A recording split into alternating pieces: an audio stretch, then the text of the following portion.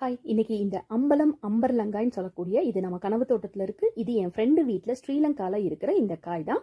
அது வந்து மரம் மாதிரி இருக்குங்க. காயும் ரொம்ப திக்கா இருக்கும். வேணும்னா தோல் உரிச்சுக்கலாம். கட் பண்ணா உள்ள இப்படிதாங்க ரொம்ப திக்கா இருக்கும். நான் ஒரு 5 காய்க்கு கருவேப்பிலை, வரமிளகாய், கிராம்பு, பட்டை, மஞ்சத்தூள், கடுகு, உளுந்தம்பருப்பு, கொஞ்சம் வெந்தயம், கொஞ்சம் ஜீரகம் எடுத்து இப்போ இதை தாளிக்கிறதுக்கு மண் சட்டி எடுத்துட்டு அதில் நல்லெண்ணெய் 2 டேபிள் ஸ்பூன் விட்டுருக்கேங்க. இதில் தாளிக்கிற பொருள் எல்லாம் சேர்த்துக்கலாம். இதை ஃபர்ஸ்ட் டைம் என் ஃப்ரெண்டு செஞ்சு கொடுத்து தான் நான் சாப்பிட்டேன். இதுக்கு தேவையான பொடின்னு பார்த்தீங்கன்னா மிளகு பொடி, மல்லித்தூள், மிளகாத்தூள், கரும்பு சர்க்கரை எல்லாமே வந்து அரை டேபிள் ஸ்பூன் எடுத்திருக்கேன். கரும்பு சர்க்கரை மட்டும் 1 டேபிள் ஸ்பூன் எடுத்திருக்கேன். இப்போ இது எல்லாமே நம்ம நல்லா தாளிச்சு பொரிஞ்சதுக்கு அப்புறம் அதுலயே நம்ம இந்த மிளகாய் தூள், மல்லித்தூள், பெப்பர் பவுடரையும் சேர்த்து நல்லா லைட்டா கருகுற அளவுக்கு வறுத்துக்கணுங்க.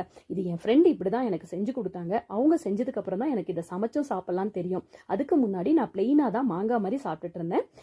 இப்போ அது நல்ல பவுடர் நல்லா கருப்பானவுன்னா இந்த காயையும் அதில் கொட்டி நல்லா கிளறிட்டு நல்ல ஒரு 300-400 ml கிட்ட தண்ணி இதில் ஊற்றி இதை வேக விடணுங்க. அந்த நேரத்தில் நம்ம கொஞ்சம் உப்பும் சேர்த்துக்கலாம்.